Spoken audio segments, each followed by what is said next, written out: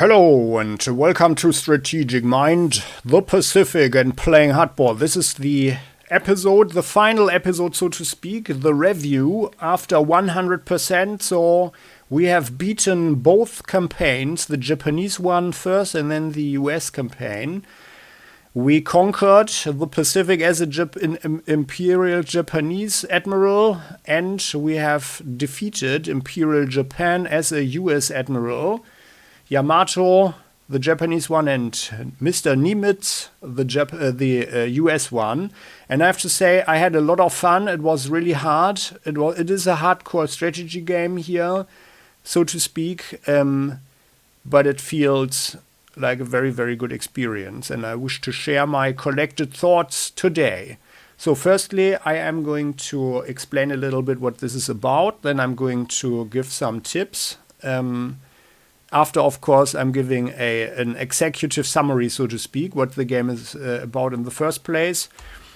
And then we are going to look into the game and start the first mission for the Japanese and for the United States. So you have an idea, and that's for the tips section. You have an idea what it's about. And then I will talk a little bit deeper, but that will most likely also contain spoilers. So the spoiler-free review, so to speak, the short review, the executive summary is this. So this here is a hardcore strategy game with many, many layers and many, many things to consider, but it is great fun in my opinion. And the developers of the Strategic Mind series, and there are several games here already, managed in a very nice and captivating way to revive the old Panzer General concept. Yeah, so hex-based strategy, because they managed to implement the missions into a storytelling or into a storyline, so to speak. Yeah, and this here is, as the name tells, this is the Second World War in the Pacific. So let's start a new game. And then we Following can the see what's treacherous going and on. unexpected Japanese attack at Pearl Harbour on the morning of December 7th, 1941, a date which will live in infamy, the U.S. territories in the Pacific began falling one by one to the Japanese invasion. As the U.S. struggles to bring together its naval forces in the Pacific and prepare retaliation, you have to take the role of Admiral Chester William Nimitz, newly appointed Commander-in-Chief of the U.S. Pacific Fleet. Your task is to bring together all the U.S. naval forces demoralized by a series of disgraceful defeats, strengthen them, heighten their spirits, and prepare to turn the tide of the Pacific War. By employing carefully considered strategy, shrewd tactical moves, providing your forces with the newest and most up-to-date equipment, and exploiting enemy weaknesses, you have to retake all territories seized by the Empire of Japan in the Pacific, and then invade their homeland. The whole world needs to be made aware of what happens when one dares to attack the United States of America. So, and I felt, there were a few slight inaccuracies concerning the real historical things that happened, but I feel that this game did a way better job than others at that. Yeah. So firstly, we are looking into the US campaign, and then I'm also giving some tips. I'm going to explain how the game works. So here we've got the difficulty selection. I think I had taken the challenging, if I remember correctly. Insurmountable would be enemy strength at 120%. They are actually already rather strong. So I feel, or was it this? I'm not even sure. Well, let's do it like this here, challenging. Greetings and good morning, Hawaii. And You're listening to Radio Honolulu. There. Today, December the 7th, the weather is perfect, and we would like to bring this song for the listening pleasure of all U.S. military personnel on Hawaii. So as we can see, there are little cutscenes. The graphics, it's a strategy game, yeah? But I felt that it had quite some character. So I kind of like this, yeah. Jenny, quality, why aren't you eating? the quality is, of course, let's say limited here, but like the visual quality is limited, but I feel Mom, is that Daddy it has going to some leave us character. again today? Yes, Jenny. You know full well that he's on duty, even on Sundays. Hey, you two. I have a surprise for both of you. I took the day off, so I could spend the entire day with two beautiful ladies. We get to play with Daddy today! How cute.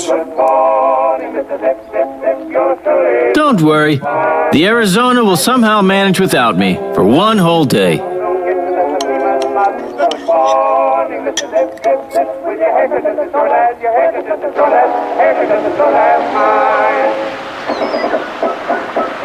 So, this is Pearl Harbor. Hawaii, Pearl Harbor.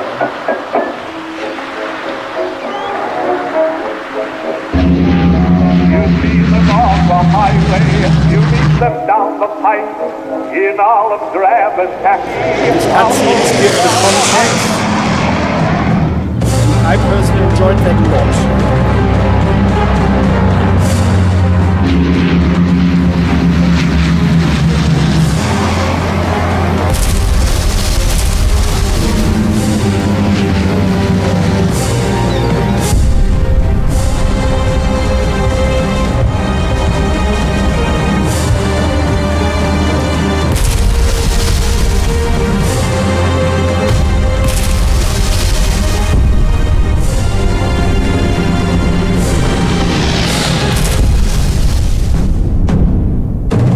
And everybody knows what happened at Pearl Harbor, of course.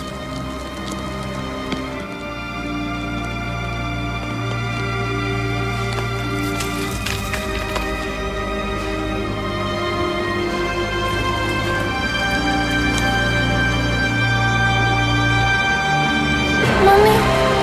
Mommy? Mommy? Get up! Mommy, please, get up! Mommy! Please! Please, get up!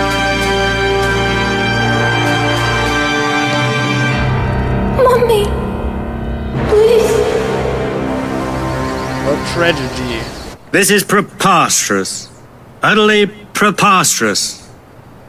Our Pacific Fleet has been destroyed at Pearl Harbor, clearly demonstrating an unprecedented level of complacency and incompetence in our high command.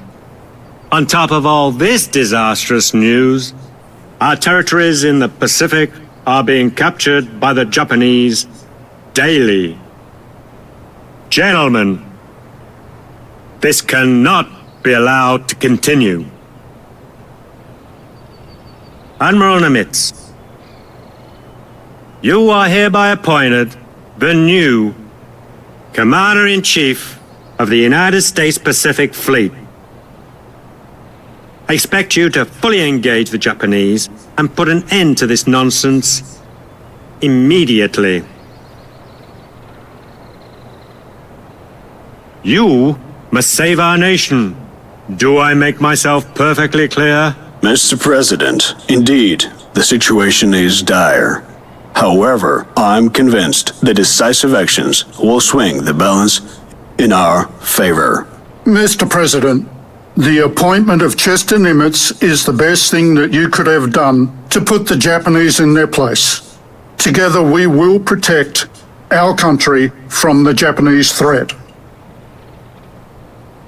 It is my direct command to you, Admiral Nimitz, that the Japanese offensive in the Pacific be completely thwarted. Yes, sir. Ernest, Chester, do not let our country down.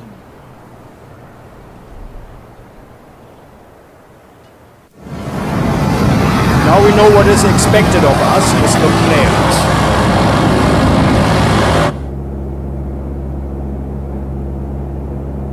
Oh my God, it is worse than in the newspapers.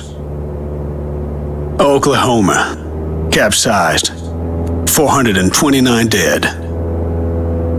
Arizona, exploded, 1,177 dead. We have lost so many brave seamen, and it all happened in 1 hour. How many more have to die before we end this war? I hope that we can get back at those damn Japs, sir. We have to regain our strength first, then retaliate at the right moment.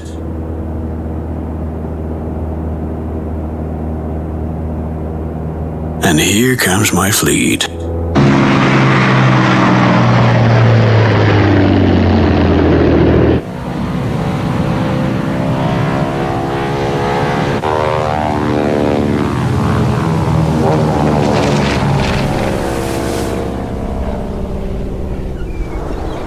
Pearl Harbour.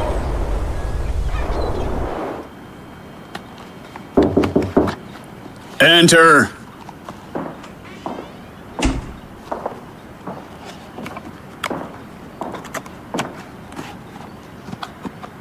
Naval Intelligence Officer Lieutenant Commander Layton, reporting for duty as ordered, sir. At ease, Lieutenant Commander. Give me the situation report. The Japanese carrier task force is headed in a... read the report, Layton. I am interested in the officer's mood, not the statistics. Well, after everything that happened, sir, everyone expects to be relieved of duty. I'm also willing to take responsibility for our collective failures, sir. Who should I transfer my duties to? Sit down, Lieutenant Commander.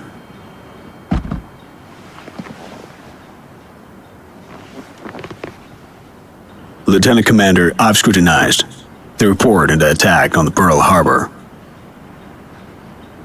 I have come to the conclusion that you and the other officers are not to blame. It could have happened to anyone. It's my sincere hope, Layton, that you and all the other men will remain in your assigned duties. America most assuredly needs you. Well, Admiral, we all know this is a catastrophe, sir. Our Pacific Fleet is all but destroyed. No. I would not say that's true. Our aircraft carriers are still in good shape. So, despite the devastating blow, it's still too early for us to give up. This is especially true in your case, Layton. You have spent years in Tokyo, and you studied the Japanese mentality and their traditions, and know them better than anyone else. Your knowledge is an invaluable asset. Edwin, let's assume that you are Admiral Yamamoto. What would your next move be? Well, sir, I would focus on this southern region, sir. The Japanese are in dire need of fuel. So they're going to have to occupy New Guinea. And then all the nearby islands which are rich in oil. At the same time, they should try to capture Port Moresby, which is to support any subsequent invasion of Australia. That is exactly what I have assumed as well. And that is where we're going to stop them. There, the stage is set. From this the is Commander-in-Chief, United States Fleet, how it works. Admiral Ernest King, to the Commander-in-Chief, United States Pacific Fleet, Admiral Chester So Nimitz. after a cutscene, we are getting the mission The Pacific briefing. Theatre has deteriorated rapidly over the last 4 months. The Japanese have seized vast operational areas and are now on the verge of invading Australia. The Port Moresby base in New Guinea is the last obstacle in their way. Its loss would be a catastrophe for our defence in the Pacific Southwest sector. Intelligence reports a group of Japanese transport ships which are being escorted by a carrier, will soon be heading to Port Moresby for a troop landing and deployment. Further, be advised, 2 Japanese carriers left the base in Rabaul. They are assumed to have been ordered to the Coral Sea to provide air cover for the landing operation. The Southwest Sector Commander, General MacArthur, will try to hold Port Moresby at all costs. Unfortunately, his forces are insufficient to carry this out. Only the Navy can stop the Japanese. I command you to send a carrier task force to the Coral Sea to detect and destroy the Japanese invading forces. From Admiral Nimitz to Admiral King, I sent Task Force 17, including carrier Yorktown, to intercept the anticipated Japanese attack. Admiral Fletcher reports. Task Force 17 has reached the designated location. Great. Your next step will be to join forces with Task Force 11, located near the island of San Cristobal. To establish contact, your ships must arrive at the specified area. Upon uniting our fleet, locate and eliminate the Japanese forces. According to intelligence reports, the enemy is expected to attack from the north. Bear in mind that after the bombing of Pearl Harbor, every major naval vessel counts. Under no circumstances can we allow for the loss of the Yorktown. Without such a valuable combat unit, our defeat would be imminent. There, so this is how the game works in general. So after a cutscene, sometimes longer, sometimes shorter, and well, this was the first one that also introduced everything and, you know, brought people up to speed on the Second World War, in the Pacific at least, of course. And yeah, of course, I would think that most people will probably find these cutscenes not as super high quality and possibly even involuntarily funny or so, with the games that are playing in Europe and with Adolf Hitler, who is also showing up. Yeah, that's even more the case. So that guy is kind of like, you feel it's involuntarily funny, but also creepy and weird. I didn't feel it was that it's that extreme here in the Pacific with the characters here. But yeah, I mean, it's certainly a thing, but the developers try to bring in a lot of information, I think. Like Nimitz, for example, lost one finger, and you might have noticed that, so that was actually intentional. So, and usually we are in our headquarters, and then we can manage our troops. The first mission does not involve that, but we will have a look at the headquarters as well. So, and let's look at our unit. So, the United States had a carrier-based strategy, and we have the Yorktown. The Yorktown forces are comprised here. of both core and non-core units. Core unit strength indicator is green and round-shaped, and for non-core units, it is yellow and hexagon-shaped. Yeah, that's the green here. Non-core units are allocated for one mission only, while the core units will accompany you throughout the campaign. You will be able to level them up and provide them with new equipment. These units are the ones which should be under your primary protection. Indeed. So, that's the thing, but at the same time, we can click up here on the victory progress, and we will notice that we have to pay for the repair also of our auxiliary unit. So, that means that we always want to be very, very careful when sailing around. So, and the thing is, and that's what I learned, you definitely don't want to lose the hull points. Yeah. If someone shoots up your equipment here, so the ships always, if we look at our ships here, the ships have always some equipment, so the guns, anti-air units, the engine usually. Yeah, some others, like destroyers, they have also torpedoes here, or depth charges to attack submarines with. And if this stuff is shot up, it is not that big of a deal. Although, of course, the combat effectiveness will be reduced for a while, but every unit has this maintenance skill, and you can see every unit has different skills, and that's a pretty cool thing. So it's way more sophisticated than the old Panzer General series, for example, but we can also see, we can zoom out. I feel this is actually not super optimal, Yeah, I mean, they wanted to make things visually a little bit more appealing, of course, so we can zoom in and look at the very nice models here. Looking at our battleship, the Colorado class, yeah, the old one, and or zoom out and have some more overview, but it lacks a real strategic map. So we only have the mini map down here as an overview over the whole thing. I would have wished, I personally feel that, for example, in Panzer Corps Gold, you have a better overview about your units, yeah, and there you can also see the symbols, which unit is where, and you can rather quickly grasp the overall situation over the whole battlefield. And I feel that's not that possible here, and that's certainly one point on the negative side here.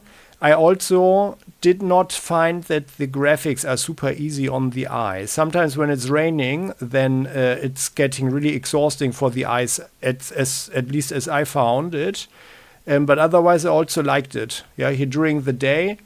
And if the weather is good, everything is fine. So, and we see here, if we mouse over here, current turn is 0, and we see this day, night. So the game works in cycles. So we've got 2 turns, which are during the day. So to speak, the first half of the day, the morning until lunchtime or something, and then the afternoon before it gets dark, and then the night.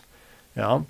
So, and then of course during the night, combat effectiveness is reduced. If it's raining, combat effectiveness is reduced, of course. And we have also camouflage for units. So we have also radar. So if we do not see someone with our spotting range, then the camouflage is actually affecting that. So you can read that for yourself. Yeah, but as we can see, so there are way more factors here to consider than, for example, in Panzer General. It is more exhausting, that's for sure, but also way more challenging and, in my opinion, way more interesting. And I enjoyed this a lot. So, and we can see we have equipment slots here where we can put different pieces of equipment depending on the unit. So let's look here. So this is very reduced at the moment. So there are also land units. We are going to look at that in just a moment, but that's already then a little bit on the spoiler side. But let's look here. So we have 500 prestige points. We could buy something for 500 if we could afford something, and there is actually nothing. Even the Gato submarine would cost more. So we need to sink enemy ships or take over towns or something to gain prestige so we can upgrade our units. So at the core of the action is the carrier, because the planes are actually our main fighting force, so to speak, because they are also rather flexible. I personally felt that it's a useful strategy to keep a combined arms forces, and that's actually also what in reality provides you with the grandest advantages, because then you can combine all the advantages of the units, while their disadvantages or their weaknesses are neutralized by other units' advantages. For example, the carrier can fire at enemy units that are coming up if we have the according level. So right now our guys don't have any experience, but later on things are becoming way easier. We can see every skill that they can have right from the beginning, and they are also heroes, and we need to get them by doing some stuff. Yeah, so we can see it here. So here, this hero, that's Doris Miller, he can serve on a carrier. Right now we have a carrier selected, and to get him we need to deal 20 damage to aircraft. So, and then we can assign the hero to this given unit, and then he's there permanently, as we can see here. Then we've got the portrait here, and then he would be assigned permanently to this carrier here, for example. I mean, of course, only to the core unit. So that would be this carrier here, yeah, our Yorktown here, this one. Yeah. And then we could choose the heroes skills in addition to the regular one. So, and I had a discussion in the comment section already. What is actually a good skill, especially for ground units? And my personal favorite, where I feel that it's like really, really valuable to get that as early and quickly as possible. And one of the gaming concepts is certainly that you try to optimize your kills, because as you can see here, if we are mousing over our experience points, we can see what we are getting experience for. So dealing damage to an enemy unit gives us 1 experience point. So, and you can see 300, that's a long way to go. However, if we are killing a unit, we are getting 10 experience points. Yeah, and even killing one that has an enemy hero gives even more. So, and we can see there are 1, 2, 3, 4, 5, 6, 7 heroes, and the campaign consists of, I think, 9 missions probably, at least on the US side. For the Japanese, I am not sure right now. But usually in most missions you encounter 1 hero unit. So this is also, and that is a super powerful guy if the guy is leveled up. So, and at least on the challenging difficulty level, I found that they always had the maximum experience. So 10 levels, while our guys can only get up to level 5. So you have to choose something. And I personally feel Overwatch planes for the ships was super, super important. Yeah. Because with that we can stop enemy planes that are flying into the range of our guns. And that's for the carrier, that's even this main gun that has a range of 4 tiles. Yeah. That's actually a pretty good thing. And that stops the enemy plane dead in the air, so to speak, and gives us the opportunity to attack them in our own turn, yeah, and also bring our ships in. And that's and the concept is probably that you are just maxing out the experience gain on your units, obviously, while you see to it that you are rather using the auxiliary units. That's the yellow ones here. While the round green ones here, these are our core units. So these are the ones that we are keeping for the next, or for all the missions during the campaign. Yeah. So you're using these guys here to weaken enemy ships. One more very important thing is that you see to it, as I said before, that you don't receive any hull damage. And a very good thing about the capital ships, which is the heavy cruiser class and the battleship class. Let's look here at the acquire unit. So this is the battleship. Northampton class is the heavy cruiser class. Later on in the game, there will be way more ships coming up, also way more different planes and ground units. And upgrades for the planes, although like there are actually only 3 so to speak, classes of planes, which is a fighter plane, a dive bomber, and the torpedo bomber. So, and the torpedo bombers can be equipped. And let's look here at our carrier there. Ammunition and fuel icons next to you. Yeah. So, selecting it, and then we can see what we have on board. And the nice thing is, by the way, we can also see it here. So, the planes that we have loaded here. And this basic carrier, so to speak, this early carrier in the Second World War can carry up to 3 planes. We could actually get new equipment to increase the hangar space, but right now we can only have 3.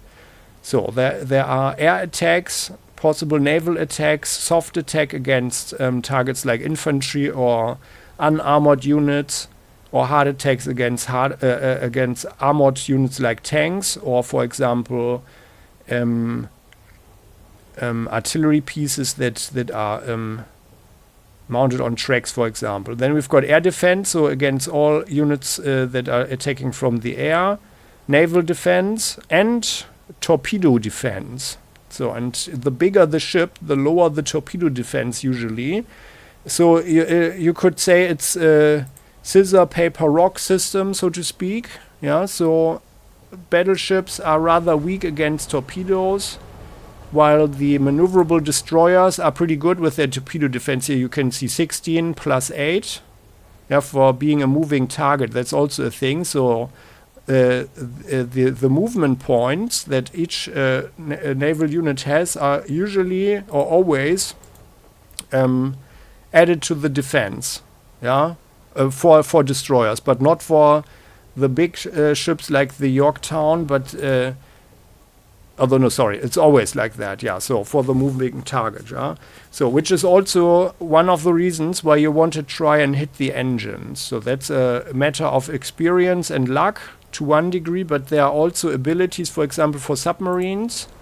Let's look at the submarine level up here, wreak havoc. Then we can target the engine instead of the hull. Yeah, and that's actually a pretty good thing. While the dive bomber can, in principle, could later on with the level up choose to strike the engines as well, but not with the general thing. I think there was a hero. So there are special here. This guy, for example, is for fighters and tactical bombers. Yeah. Very nice and important is the devastating fire to attack twice. I didn't. I took this one with the heroes whenever I could, and I found that the scouting ability is also super important, because then you can move. You can go somewhere and then continue moving. So you can use up all your movement points that you can see down here. The boot. Yeah, one after another, so to speak. While right now we would use ships consist of various ship parts such as hull. We cannot move this right now, so they are stuck there. But here we can see here where we could move, right? And if I were to move this one right now somewhere, then we go there and then we are sitting there. So yeah, and to get back to the defense here, we can see torpedo defense for the a little bit sluggish battleship is of course rather bad, because it can also not turn around so quickly. Yeah, so that's what that was the thing. So, and the thing about the capital ships is that they have the armored deck, which means that naval attacks lower than 15 cannot damage their engine, hull and main gun, and the hull points is what we have to pay for in prestige to repair them after the mission. Yeah, which we can see here.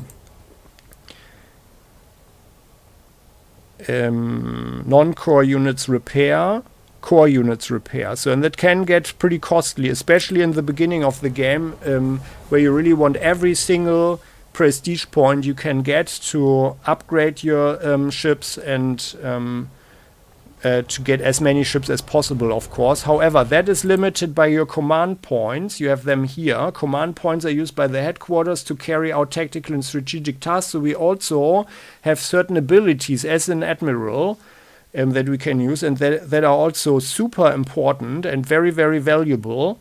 And they depend, using the active abilities here depends on the income. So that is that concerns logistics, for example, but there are also abilities, for example, to fire the main gun another time, once more in one turn. So that's also super powerful for a capital ship, for example.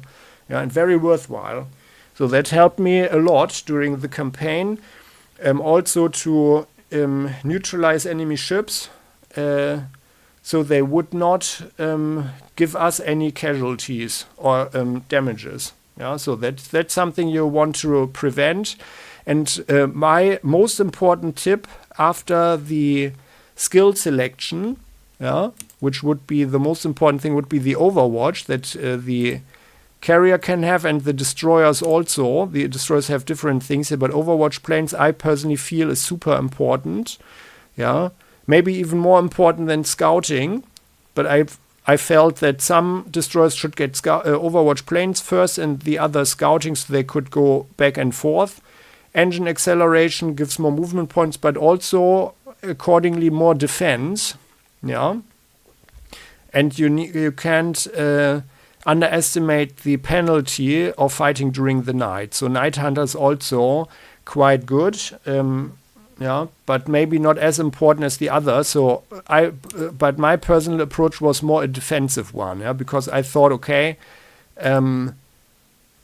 we will have trouble gaining enough prestige anyway due to the high difficulty level. So let's rather see to it that we are not suffering any permanent losses. So that's why I always try to prevent that and to anticipate where the enemy is. And one very important thing that we can use here with our command skills is the ability to call in an aviation recon. And with this one, we can send in a seaplane, and let's do this right now. And then we can check out the enemy. So we know the Japanese are coming around. So they must be there. This is their base here right now on the New Britain, the island of New Britain. So let's bring in the aviation recon and look what happens. Verifying the enemy's location. There's our seaplane. This one has a range of 4 to look at, IR, and we don't see anything. As Americans, we can later have the ability that this plane is actually looking for submarines already. So, and then let's have a look here. Let's see what happens. Is there someone here? There must be some Japanese somewhere, right? Oh, that's weird. Where are they? So we need to join forces with Task Force 11. We have to hold Port Moresby, and the carrier Yorktown must remain seaworthy. So they might come from here then. Then let's have a look with the enemy's location. Aviation, our recon. Also no Japanese. Okay. Curious. So let's sail up there. We need to combine forces. So that's our main objective. There they are, right? So let's sail up there with our battleship. And then we can see we have some nice animations here. Yeah, we can also click them away, of course, zooming in and out. A destroyer is an escort ship. Yep. So, and then you guys... We're sailing in. I'm clicking. And we then have can see established them contact immediately. with Task Force 11. So, and Great. then... Take command of all ships. Yorktown alone would not stand a chance against the Japanese, but a joint fleet with 2 carriers has a good chance of winning this battle. Good. So, and whenever... Oh, there's someone. That's a Japanese recon plane. Ah. A Japanese recon aircraft has been sighted close to our task force. It cannot be allowed to escape. I do not want to alert the Japanese High Command with the advanced news of our attack. Send fighters to intercept the enemy plane. Yep, so and that's what we do. All systems are So go. from the carrier we can select one fighter, and then this guy we want, of course, now that this is just a recon plane, we will most likely get the kill immediately. So we want to use a core unit, and which is our green one here, the round green one. This is our Wildcat. It's fighter. This here is, by the way, like gun range. So this means we need to be in an adjacent tile. So this is kind of a little bit confusing here. Fighter aircraft has +1 gun range against air targets. Yeah, so you have to be on the adjacent tile, of course. This one has the ability to invest some extra fuel, so to speak, to kick in with the engine to break through Overwatch. And that was the ability that you would be shot at on sight. Yeah, so this is also rather important if you are uncertain if there are enemy ships or enemy anti-aircraft units around. So on the islands there could be something happening. Air target means incoming anti-aircraft damage is mostly non-lethal. Fighters deal mostly lethal damage to other planes. Damaged aircraft are automatically repaired upon landing on an airfield or a carrier ship. So, however, sometimes this is the thing, you have a regular strength of 10. Per experience level, you can increase this one. So, literally giving them over strength. I only did this later in the game, but it's quite useful because it makes them more powerful. But I always felt that it was more important to get better units, more units, and better equipment first. instead of doing this, because I thought that this would work like the Panzer Corps game or the old Panzer General game, because it's more expensive in terms of prestige to do this. You know, like if you have then losses, then it's more expensive, and that's why I kept it for a very long time at strength 10. So it's a you know, it's a thing to think about. I mean, on lower difficulty levels, it doesn't matter. Yeah? And then you also don't need to be so super defensive, I guess. Now that we are on the carrier, we can actually choose equipment, and this is the equipment that we can choose for the fighter. Later on, the units will have some other stuff. So here we can use paper drop tanks that would give us 10 more fuel. We can have aerial cameras on the plane installed. This would give us a +1 spotting range. Drop tanks would reduce our ammunition by 1, but would give us 20 fuel. So for a long range mission where we can't send our ships so quickly. Anti-aircraft radar. So this is really good, I think, but can only be installed during or between the operations. Yeah? Stationary equipment, that's the thing here. Can be installed or changed only between the operations or on the deploy phase.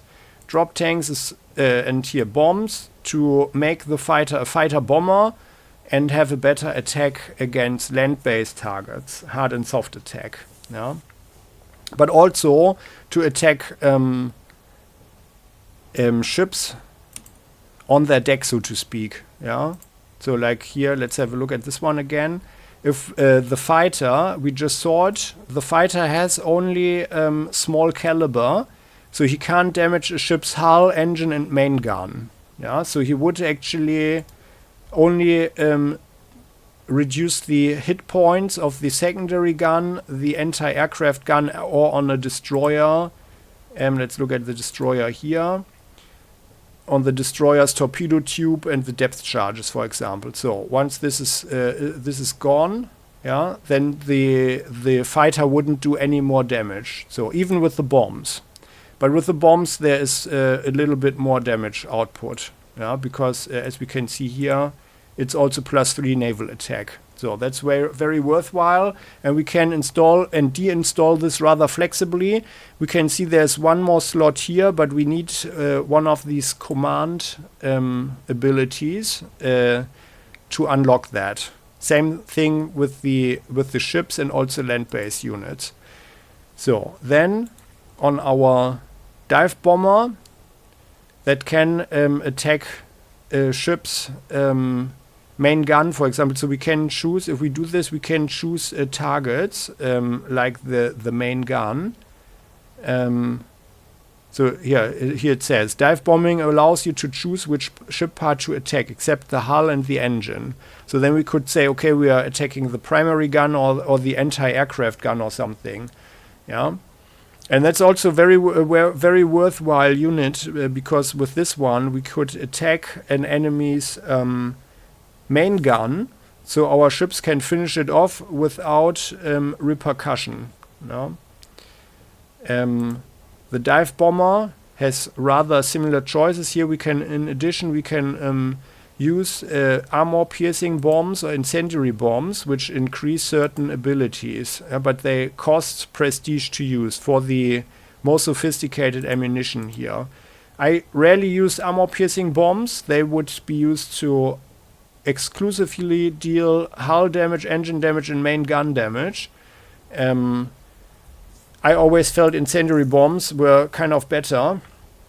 Also, they, well, like for, we can choose that for a ship, by the way, as well.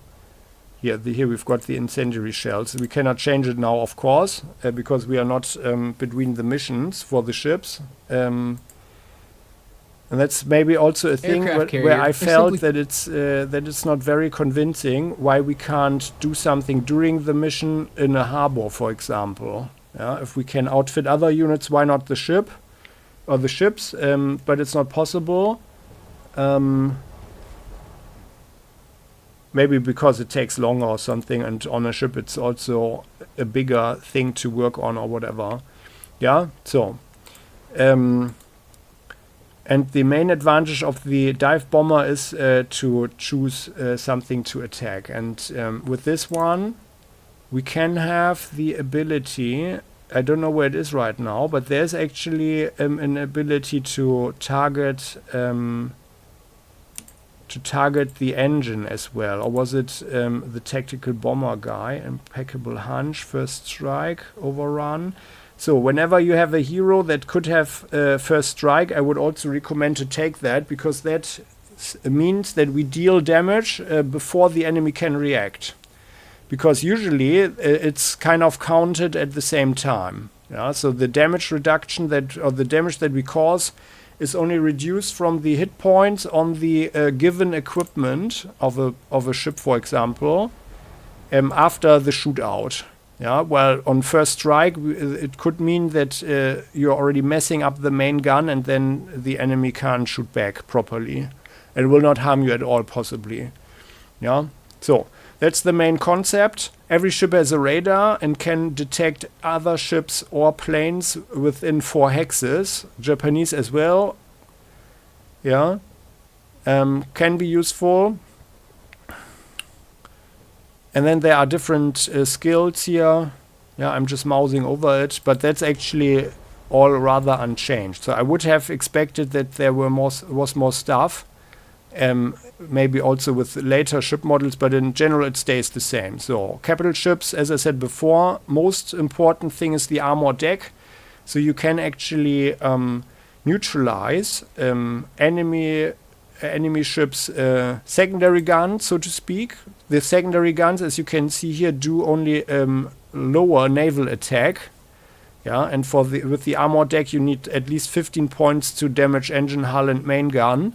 And it's very useful to draw the fire, so to speak. Yeah, and the green dots here mean that you have 2 shots per turn with this given weapon.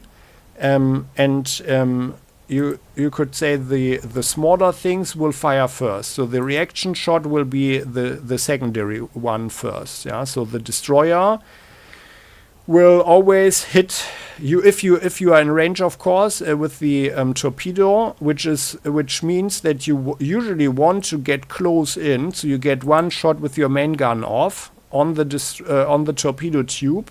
And then get in, that was my tactic at least, and then get in with the capital after the torpedo has been shot, because the torpedo would hit our hull and therefore cause prestige loss. And when we are close by, we are shooting them up with this here, but we can also engage in a naval shootout with other. The game crashed. That is one of the negative aspects, but well, let's continue here. I'm going to talk about that later. So where was I?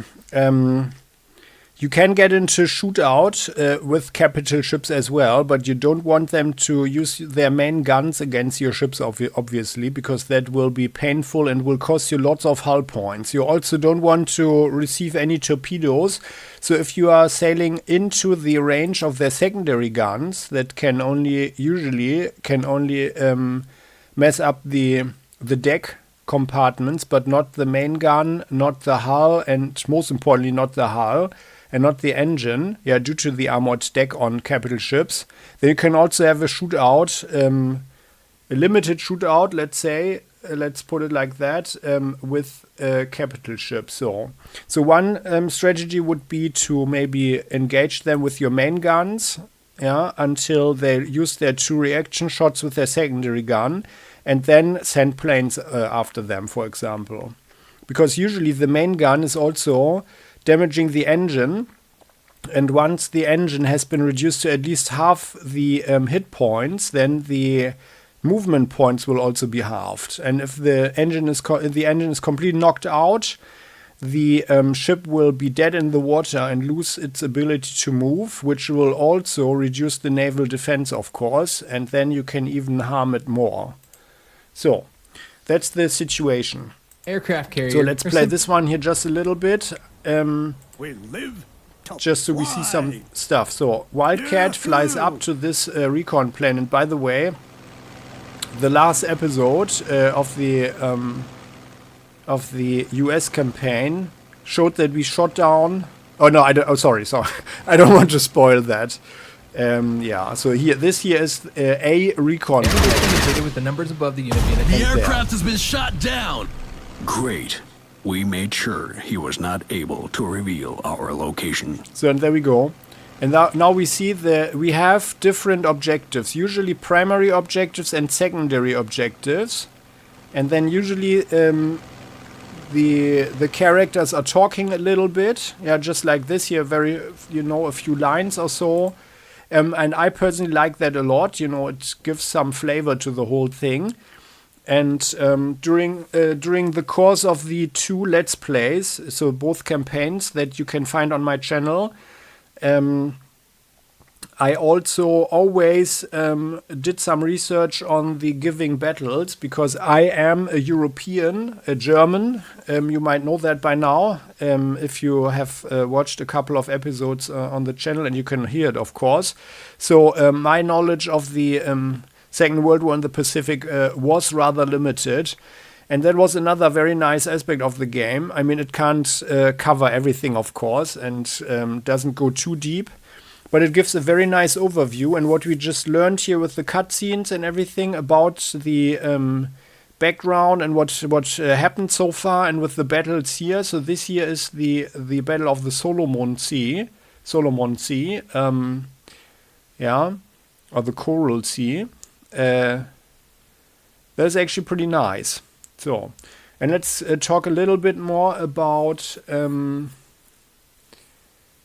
the command points. So later on there will be different abilities, also something like strategic bombers that you can call in, and things like that. So you want always to have an income here. Yeah, but I mean, of course, it depends on the strategy. You can also have more units. That's certainly advantages. And I felt that it was better, instead of upgrading them, rather have more units. And rather only have always an income of at least 8, because there is an ability, this ability to shoot your capital ship's guns, the main guns, another time. Yeah, once more per turn. That costs 8 if you have it at a higher level. So those are my most important tips, I would think. So, and the third ship class is the torpedo bomber. So the Japanese have the same classes, so to speak, and this one can have torpedoes, and that's quite useful because the torpedoes damage the ship's hull. So with the torpedo you can directly sink a ship, and you don't need to destroy its compartments, because every shot at a ship has, of course, a chance to hit all of the stuff in addition to the hull. So if you would do, let's say, 6 points or 8 points of damage with a shot, then usually only 2 or so, 1 or 2 actually hit the hull, and the rest hits the other ship compartments. And therefore the torpedo is actually a nice direct way to sink a ship. Yeah. So, and scissor paper rock wise, it's useful to try and sink capital ships that are more sluggish, like the battleships, like this one here, rather with torpedoes, although they have also more hull HP, of course. Yeah. And later in the game, I personally found out that it was also rather useful to torpedo them, because every torpedo also applies a shell hole, so to speak, water flowing into the hull, which is also slowing them down by 1 point, which then accordingly is reducing the naval defense by 1 as well, which also makes every additional attack more harmful to them, obviously, yeah, because they have less defense. So yeah, and then when the capital ship is slowed down, you can also use dive bombers to destroy their main guns, and then shoot them up some more or so. Yeah, and I often had it in the later stages of the campaign that the enemy was completely shot up and couldn't harm our ships anymore at all. And then they are usually repairing the engine to just sail around a bit. And they, the capital ships, they can repair more, so they get 5 HP more per turn. But then they are usually not a great threat to your ships. So I feel that's for naval battles, that's the most important stuff. And otherwise, the game also gives a lot of opportunities to experiment, and I enjoyed that greatly. The submarine is an invisible enemy unless it is detected via sonar. So here, we don't need to go so super deep here, but yeah. So the aim of this episode or this video is just to give you an idea what the game is about. So and here with the subs, we can see they are fully submerged usually. However, destroyers can find them with the sonar. And once per turn, a destroyer may look for submarines. So here like this. We are activating our sonar and then we can detect something in a range of 2 tiles. So unfortunately it doesn't show the range here. Right now we have the torpedo activated. I mean, it's convenient that we can see the range here. And this would be the range of the main gun. Later, there will be, or we can see it here on the heavy cruiser, we have dual purpose guns. So these here can also shoot as anti-aircraft guns at planes. Heavy cruisers, however, cannot do a reaction shot. So when they level up, they have the task force rip the hull, unyielding, unsinkable, overpower, and improved maintenance. Unless you have a hero for them. Yeah. Like, for example, here, Willis Augustus Lee Jr., I put that guy on my battleship because he's got this ballistics expert and radar overwatch. So that's super. If any ship sails into the range of the guns, of the main guns, and on a battleship that's a range of 6, so literally it's, of course, only the radar range, so 4, but you get a shot with the main gun, and that stops them and disables them for that turn. So that's super powerful and very useful in my opinion. Super useful. Really, really good.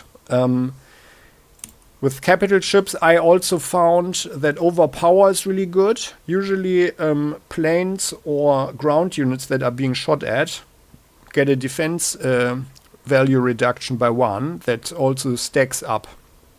So it kind of simulates that if you are under heavy fire, then of course it's stressful, your concentration is reduced and so on, and or you are just getting shot up a bit, yeah, and accordingly your abilities are reduced a bit. So that's certainly a good thing. Also rip the hull. Rip the hull is probably the most important thing for a capital ship, because this one applies the shell hole, and every shell hole reduces the speed by 1 and accordingly the defense by 1. So, and then you can hit them better. And also, of course, they cannot maneuver so well, and your air attacks are also more likely to cause more damage. So, that's the basics. Let's look at the HQ for the United States. So, the HQ looks like this. Usually, so after this first mission, you are here, and then there are other characters. Later on, there are other characters. You can talk with them a little bit. We shouldn't overestimate our first success in the Coral Sea. Our Pacific fleet is still numerically inferior to the Japanese. Apparently, the enemy will soon attempt yet another devastating blow. If I cannot predict the exact time and place of that blow, then all my work will be useless. Fortunately, we have the best cryptanalysts in the world at our disposal. They'll soon finish deciphering the Japanese JN25 code, which is considered impregnable. This will enable us to read all of the enemy radio communications and discover its plans in advance. So we get some information on the next mission, or some general stuff. We have the opportunity to look at the campaign map here. We can look at our units, upgrade them, and then we can look at our own chest, which is going to fill up with the medals. And that's the nice thing here in the game, or one of the many nice things in the game, because the more successful you play a mission, the more medals you get. Yeah, especially, or like, I mean, it means if you are accomplishing all the secondary and primary objectives, then you're getting not only the command points, the victory points here, I mean, which you can invest into these HQ skills, which we are going to look at, but you're also gaining these medals, which are giving you some additional advantages, mostly for your HQ ship, the one that Nimitz is sailing on. I used a battleship for that because I felt that the lots of these things they were more beneficial for a direct fire attack than anything else. But you also usually get some more command points. So, and you want as many command points as possible, because the maximum determines how many core units you can deploy. And in principle, you can buy as many as you want, as long as you have the prestige. So I earned, like when I played this first mission, the first time, we had 3,004 in the end. And came out here with 3 Clemson destroyers, the Gato, and the 3 planes here. So, and here we can see what we can upgrade. So the items will expand. And large hangar is certainly a good thing for a carrier, so you can have more planes. Yeah. The Marine Squad is something that you can use to quickly conquer something on a small island, for example. So you don't have to bring in Marines or so. But later on you have ground units as well. We are going to look at them in just a moment, but that will already be mild spoiling. So yeah, but obviously the Marines are at the core of the Navy, and the Marines were the ones who were conquering Japanese occupied islands. So here, but here we can see, by the way, that we have this bonus for our battleship, for our main ship here, and this one here. It's the HQ unit. We could also choose this one here as an HQ unit, and we can only choose capital ships or carriers, by the way. So, and by the way, my recommendation would be to get more than just one capital ship, just for the thing that I explained before. So you can use the advantage of this armor deck. So enemies will shoot at the ship, shoot it up maybe, but will not damage the hull. And that is just a good thing to maximize your prestige income. So, yeah, and then we can buy some more stuff. By the way, there's also the small carrier here. I never bothered with that one because it's not super. It appears super cheap, but it can only sport up to 2 planes, and I rather felt that, and it doesn't have any weapons really. Yeah, the little olicons here, but for that it's also way too slow. So it will slow down the whole fleet. And I felt the Yorktown is much better, and I rather invested the prestige for a new carrier, a real carrier that can shoot with the 127 millimeter guns here, the dual purpose guns, because it can also. I mean, I used the carrier also in a more offensive role. Probably not super realistic, but was very useful during the game. So, and then let's look at these HQ skills. So that's another thing. In every mission, for the accomplished tasks, primary and secondary objectives, you get victory points. Also for capturing all flags. Yeah, so all flag towns and objectives, also for destroying all enemy units on the map or in the mission area. You get additional victory points, and every mission pays up to 400. And those you can invest into these skills here. Yeah, different skills, you can look at them and get an explanation here, also with a nice video that explains it. I felt that, where do we have it here? I felt, for example, that landing at an airfield costs 0 movement points. That is super, super good. because that gives a lot of flexibility to our units, and this also counts as this counts also for the carriers. Yeah, so that seems to be very, very useful. I also did like the where is it here? Here, the naval artillery. That was also very useful here. So the first level, there are 3. The first one costs 14 command points, and as we recall, you are getting an income per turn of 32.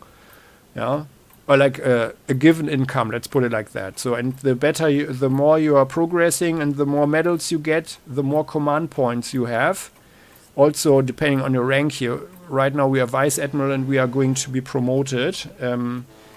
Yeah, and that's certainly useful, but it's a matter, you know, of your personal strategy, and depending on your chosen difficulty, I guess you can also, or you don't need to be so super careful, maybe like I was, and can be more offensive even. Yeah. But I also felt that here this training program, so you need to have one unit that have the appropriate experience level, and then after that every newly bought unit will have that experience as well, and that is super, super important and useful. So you may want to save for this year and get it as early as possible. So after this first battle, our guys, here the carrier got 127. And this one got the first level. Can we level up, by the way? No, okay. Oh, yeah, he got Overwatch planes, yeah. By the way, why can't we choose this now? I wonder. All units have enough experience for a level up from the start. No unit with zero. We have to have level 2 for this. Okay, we have to have level 2 to get +1 level for all units when we buy them anew. Okay, so that's super useful. So that's also one of the reasons why you want to max the experience gain. So maybe you know what I mean. You have a killer unit, so to speak. Yeah. So everybody else softens up a target, and then one guy destroys them to get this level bonus, as we recall, right? Capturing or killing an enemy unit. I mean, naval targets you cannot make surrender, but ground units you can. So that's the basic concept. Yeah, so submarines can be submerged, can be found by the sonar. And if they are in range of a destroyer and they fire a torpedo, then they will be automatically, if they are in sonar range, they will be automatically found. And then they need to dive away, of course, again. So, and destroyers are super dangerous for the submarines, because submarines are also vulnerable, so all incoming damage is doubled. So they can be sunk rather easily. Yeah, but at the same time they are super useful against capital ships, and also to check out the area. And submarines have, for example, later on they will also have more items here. The improved optics are really nice, especially as they can also have the ability of forward observer that gives a bonus. Yeah. But also wreak havoc. So I think I underestimated the usefulness of wreak havoc. So a sub that hits the enemy's engine, for example, that's super useful, because every subsequent attack will be more effective against a slowed down target, of course. Yeah. So, and yeah, I think that concludes the tips for the United States so far. You've got an overview. Let's look at the Japanese. And then we are back here. Let's look at the Japanese. Following the treacherous. There is Since time immemorial, the Japanese were renowned warriors, stalwart, honorable, and bound by duty. However, the 20th century came, and proud descendants of Yamato State found themselves overshadowed by the world's superpowers, the United States and the British Empire. Striving to become their equal, the Empire of Japan began to amass military strength and quickly ran into a dire shortage of resources. It led to conquering the territories of China and Indochina.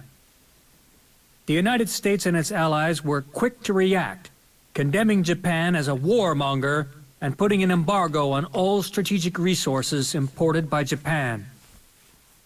Hull's note was soon to follow, putting an ultimatum to the Japanese government. Leave all newly conquered territories or suffocate due to a trade embargo. You, as Admiral Isoroku Yamamoto, the Commander-in-Chief of the Combined Fleet, have to carry out the Emperor's order and wage war against the United States and its allies in the Pacific Ocean. You understand that this is an insurmountable undertaking, as the enemy economic power is tenfold and its numeric advantage on the sea is too overwhelming. Yet none of it is a valid reason to forego your duty before His Majesty the Emperor and your country. Bound by honor, you come up with a desperate plan of how to equalize the forces. Yep, that's how it started. Small overview. And we can see, by the way, so Yamato has also a blank chest that is going to fill up with medals as well. Just for out of reasons of fairness, we are also looking at the intro for the Japanese campaign. Let's also do this one here. There. Military exercises, spring 1941.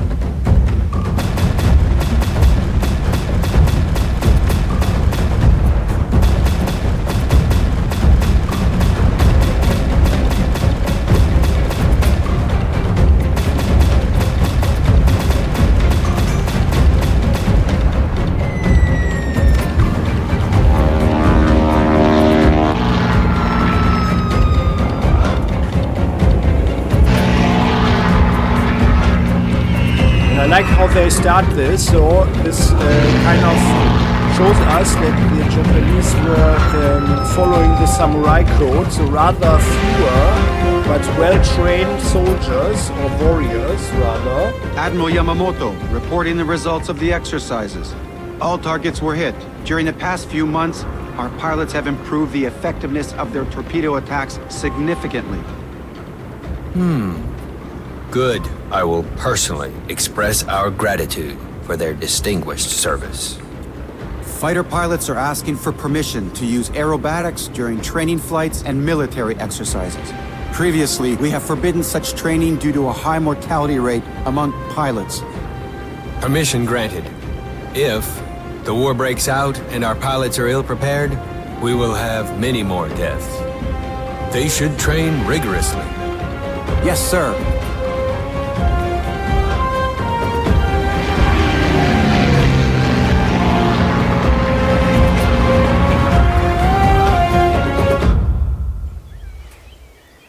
Tokyo Imperial Palace Garden, spring 1941. How beautiful the blossoming sakura is. Do you not think so, Yamamoto? It has already started to blossom while our Navy is still resisting any decisive actions against the United States. The sakura blossom is magnificent indeed, but soon its flowers will fall. Would not the whole of Japan fall as well if we enter the hopeless war against the United States and Great Britain, Army Minister Tojo? The Army is sworn to protect the Emperor, but without fuel we cannot perform our duty. Thus, we need to occupy Indochina and utilize its oil production. That action will only worsen the situation. I am afraid, as of now, 80% of our fuel is imported from the U.S. If we invade Indochina, we will get a powerful enemy and still be left without fuel. So what? Do we have to keep dancing to the Yankees' tune? Absolutely not! We cannot wait for their wretched pittance. We must take what is necessary to protect our Emperor and our homeland without paying attention to anyone else. The Navy as a whole and myself personally stand firmly against the war with the United States. They will immediately be joined by Great Britain and the Netherlands. Their combined forces are too powerful. Our samurai spirit and faith in the Emperor will help us overcome any foe. I see it as a not well considered childishness. Only the personal command of the Emperor, whom I faithfully serve, will make me lead the Navy against the United States.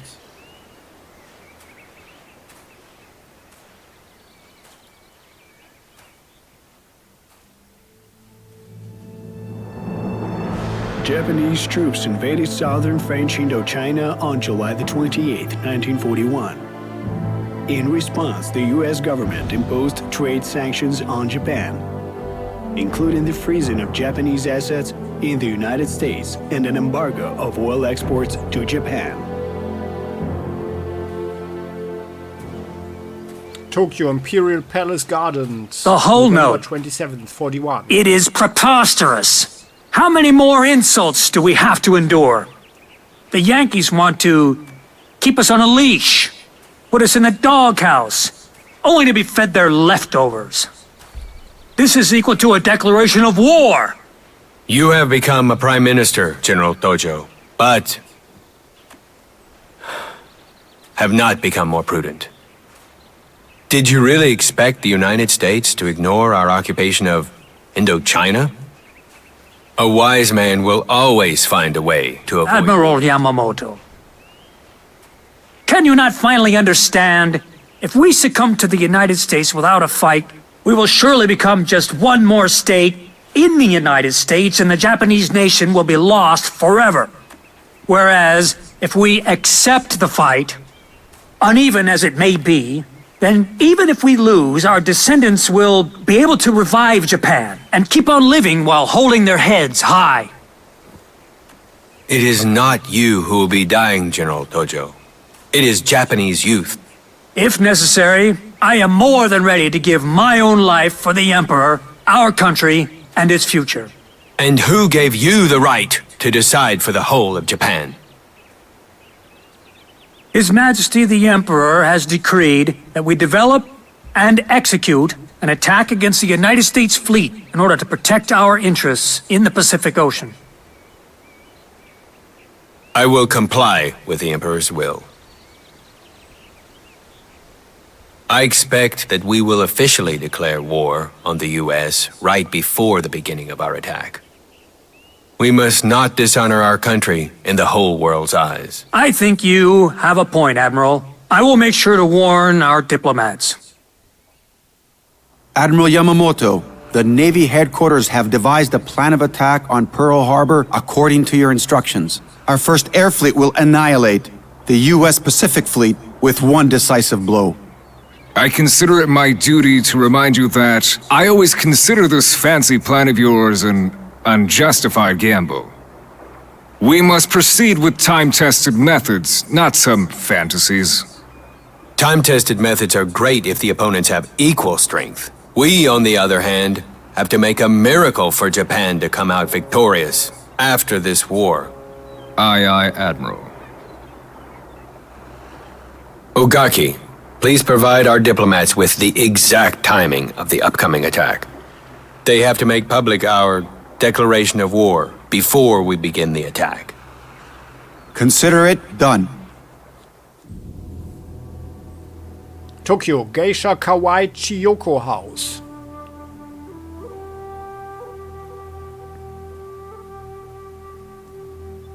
Tomorrow I have to leave Tokyo together with my fleet. I cannot say where we are headed, but I won't be back for quite a while. I'm afraid that food shortages will soon begin all over Japan. With this, you will not starve. Yamamoto-san is too kind to me. I will miss you so much. Please, write to me as often as you can. Your letters are always so wonderful. I definitely will. You too should not forget your good old Yamamoto.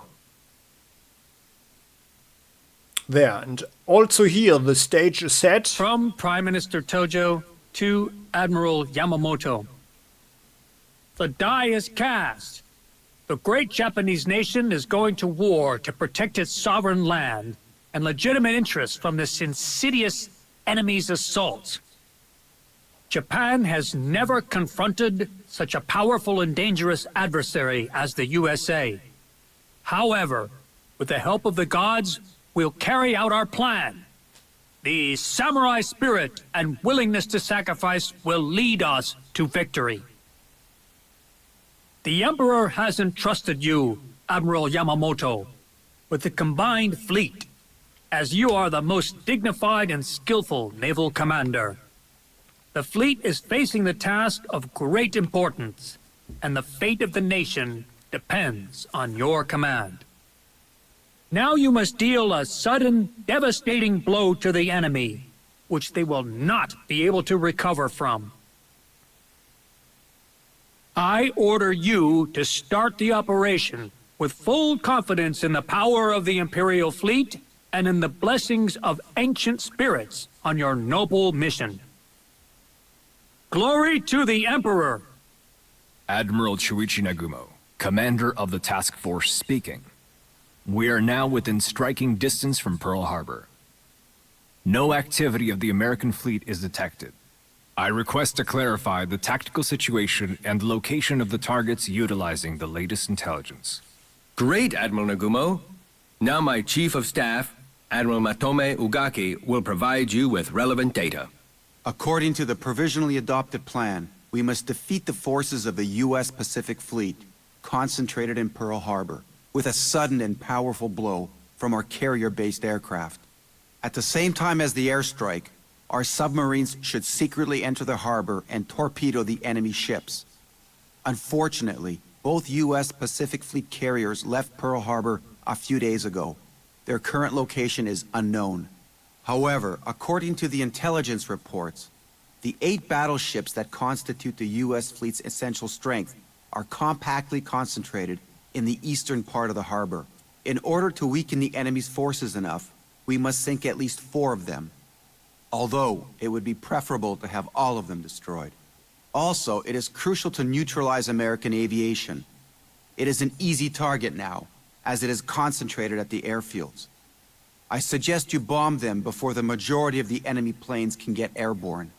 Besides ships and planes, the infrastructure must become our next goals. The enemy's northern, central, and southern oil storage facilities, the shipyard, and the power plant in Pearl City. I would like to stress again that Pearl Harbor must be struck suddenly and severely. We should not give the enemy a chance to recover and organize effective defense.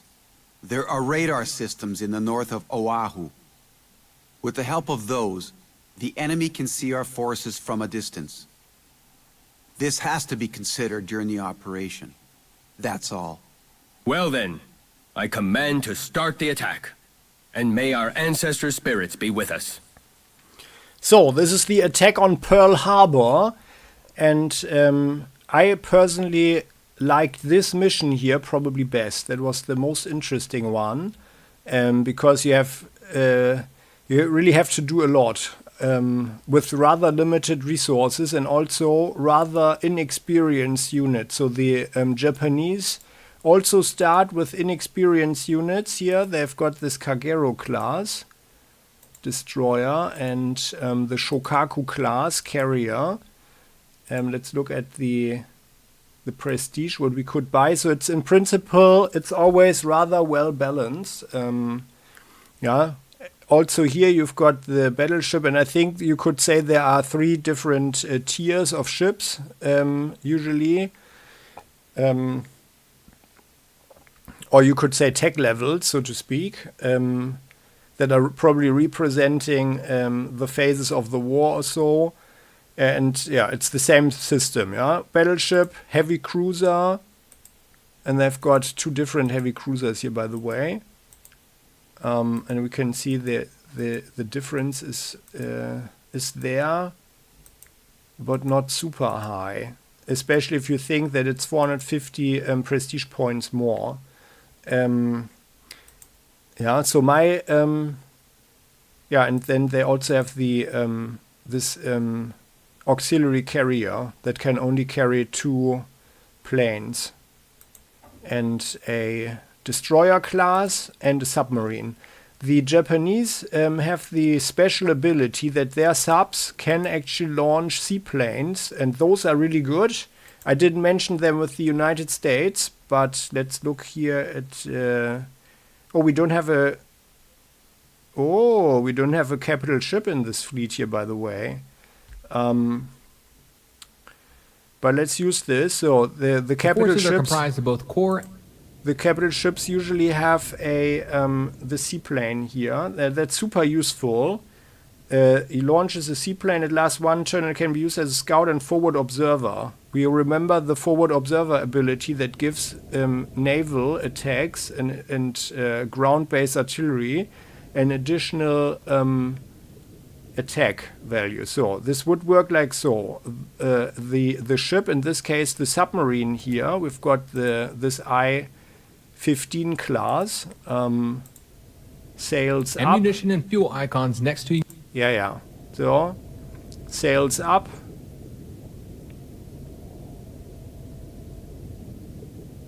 And that's also a tip of mine. And then you can launch the seaplane because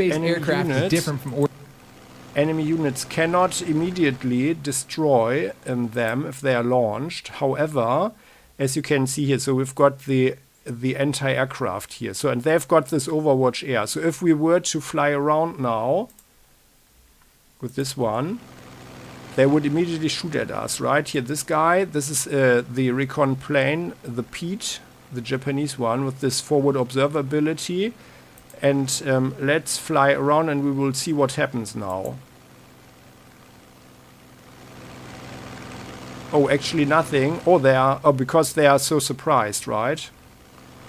Okay then, so usually this would activate. I think it's probably deactivated, but that's mission specific. Usually they would have blown him out of the sky because these guys, they are on duty now. I don't know why it didn't happen. I think it's mission specific, but they will wake up soon enough. So yeah, I think you, with the Japanese here, you have maybe 1 or 2 turns to harm them, and after that they are going to mess you up. Yeah, which is why my personal tip was and is to always firstly neutralize that which can harm you. Yeah, and in this case it's certainly the flak, and then you want to destroy the planes on the ground, as many of them as possible, and then also the destroyers.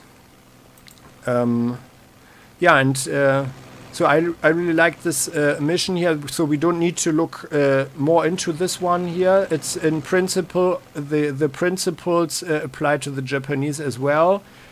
For game balance reasons, I guess the Japanese also have radar, which they didn't have on their ships, especially not in the beginning of the war. I think they had, in the end, they had some rudimentary radar, but I think it was mostly land-based. So that's not very accurate.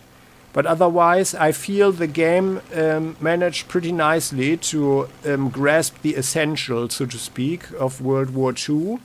Not always exactly and 100% accurate, and of course not exhaustive.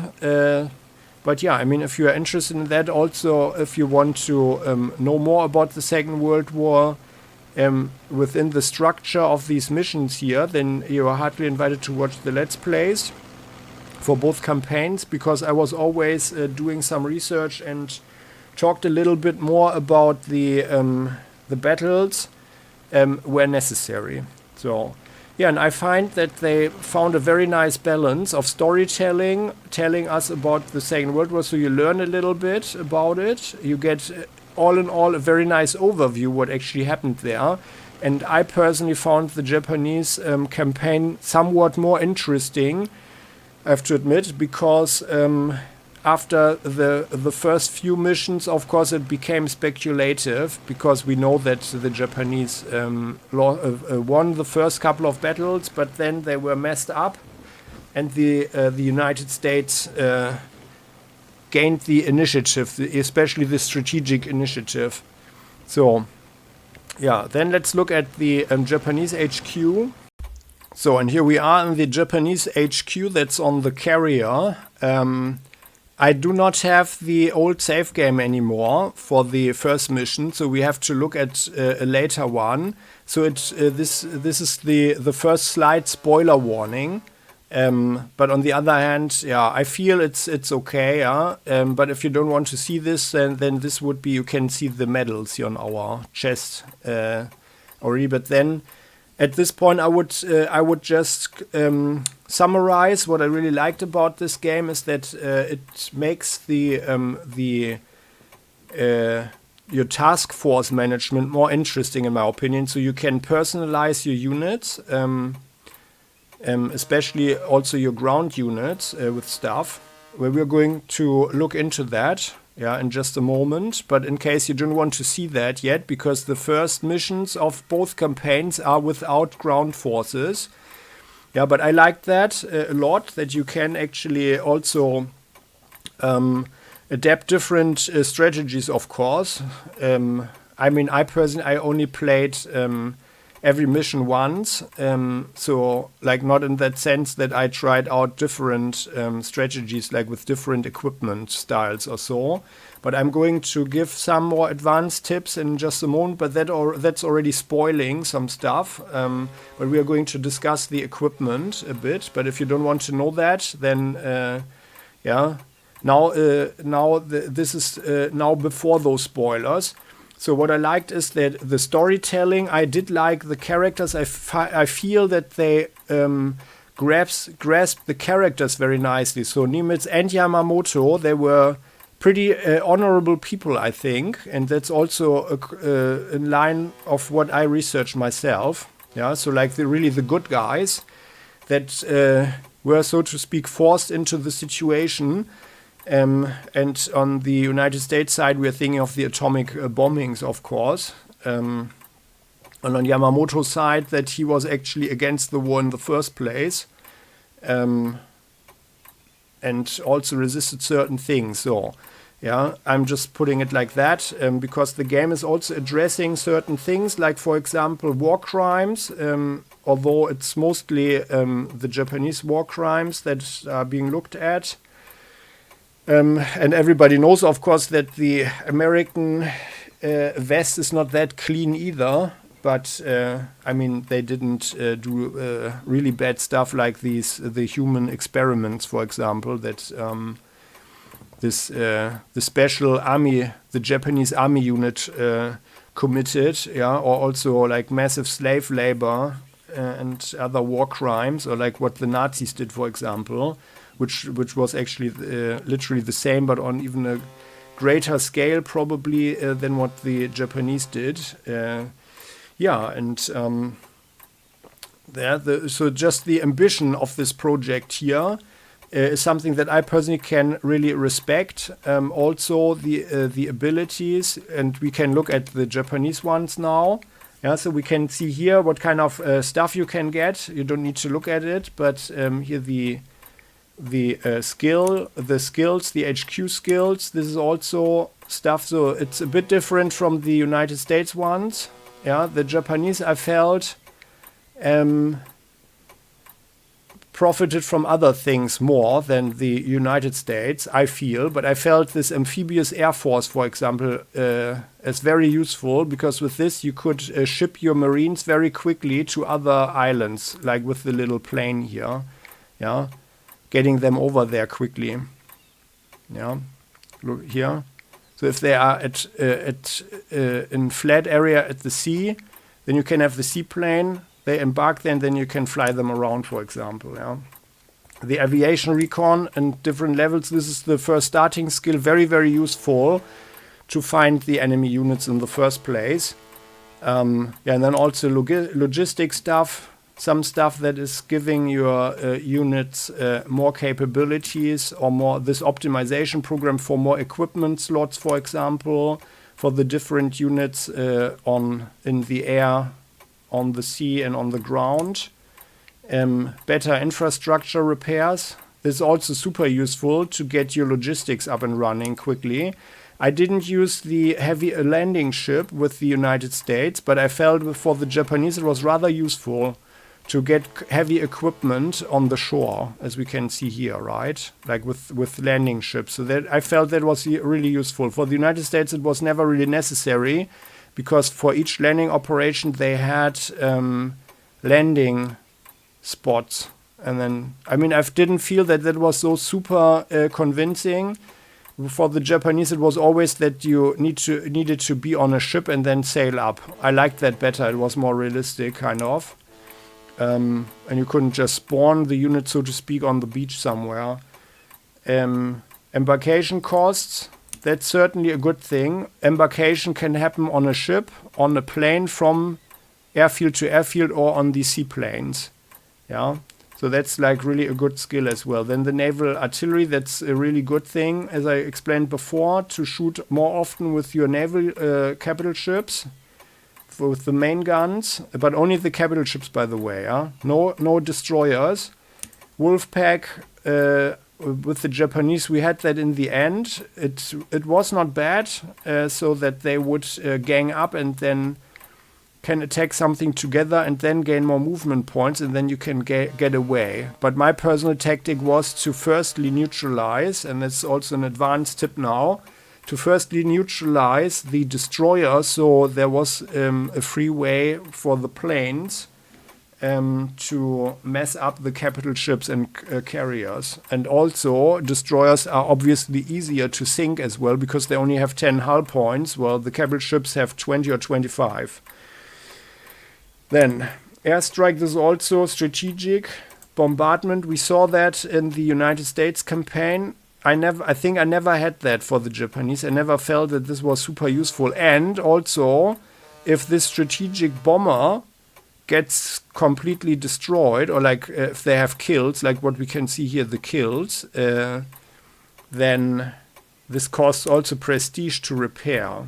Yeah, and I always try to maximize the prestige. Pilots training, so dive bombers can choose to attack the engine, is possibly also cool, but I rather use the submarines to hit engines, or use the main guns to do that, and rather attack the main gun of ships with dive bombers.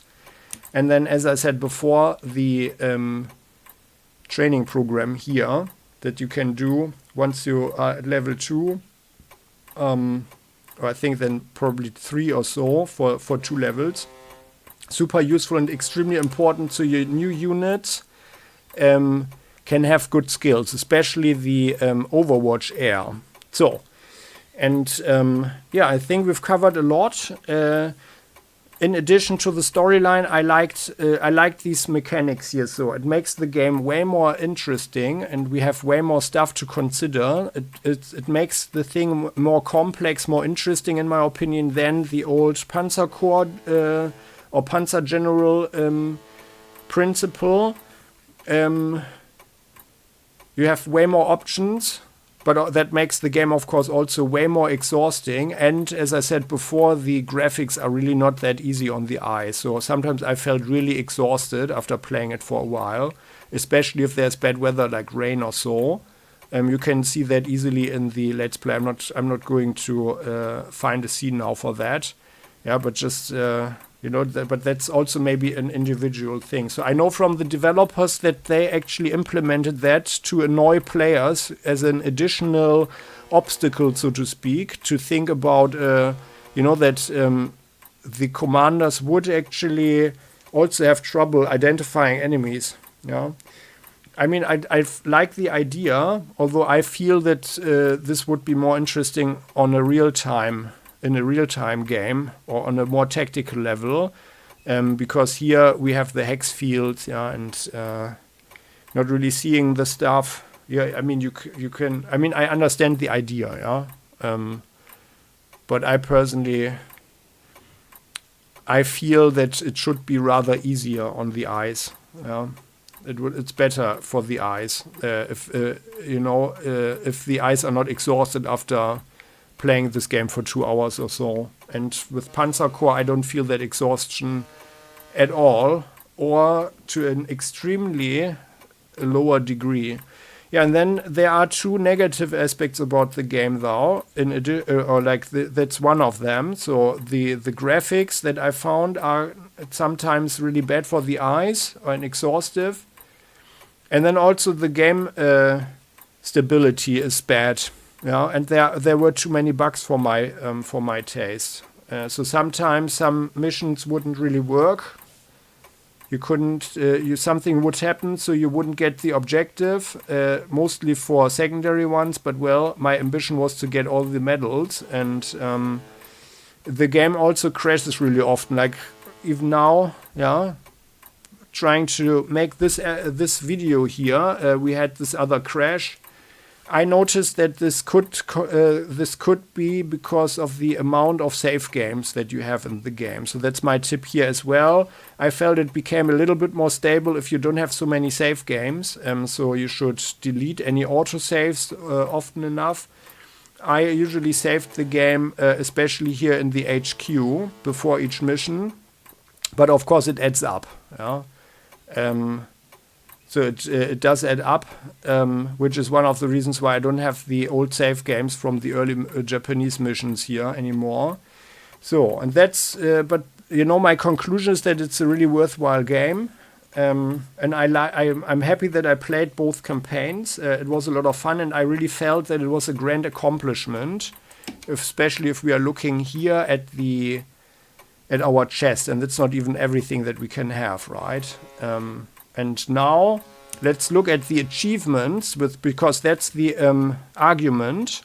And here we can have a look at all the achievements, and I have to say that it really feels it feels earned, if I may say so. Yeah, it was hard work, I feel, but it's one of the few games actually where I really feel that it is a true achievement, so to speak. Yeah, it was a hard fight.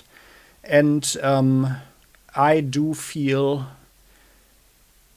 like I really achieved something. So here, these are the global achievements. So we unlocked everything here.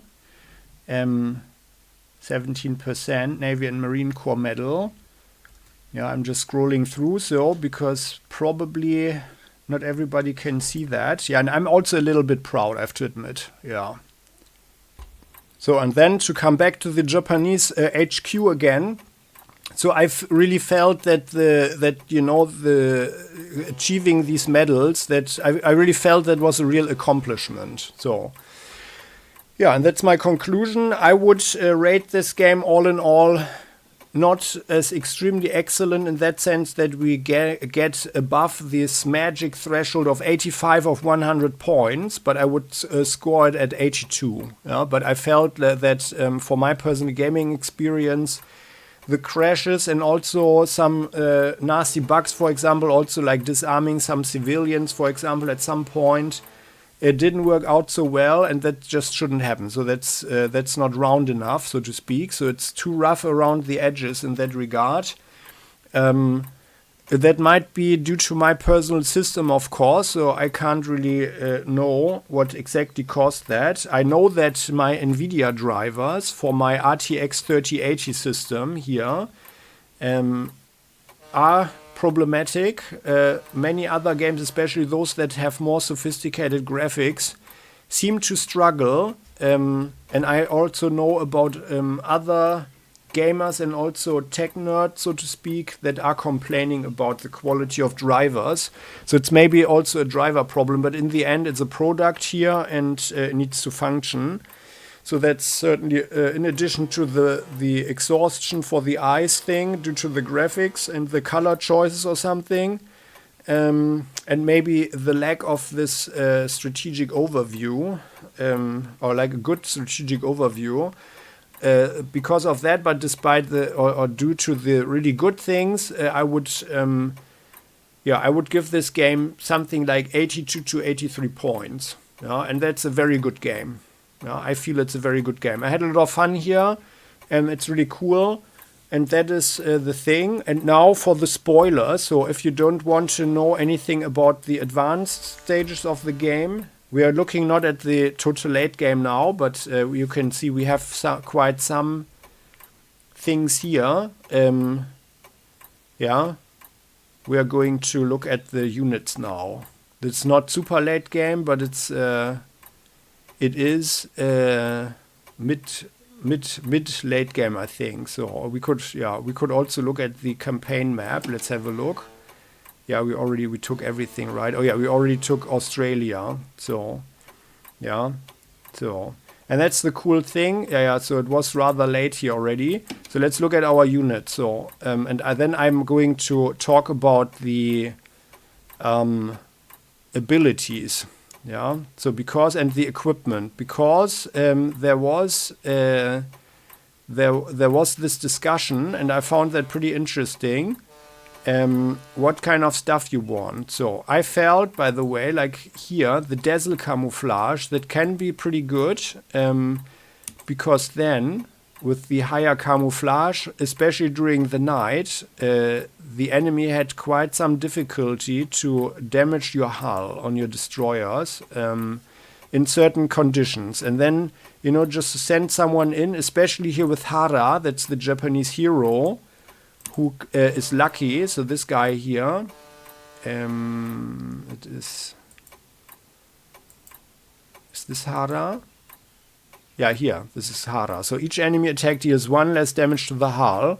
So this guy was really our tank, and he is only on a destroyer, yeah, for the Japanese campaign, for example. So, and then let's look at the other equipment. So for the ships, on the other hand, I found that it's more important to have the depth charges, because they are increasing the range. So this is also an advanced item, but this was really good for the defense against submarines. Yeah, that would be one priority, I would think.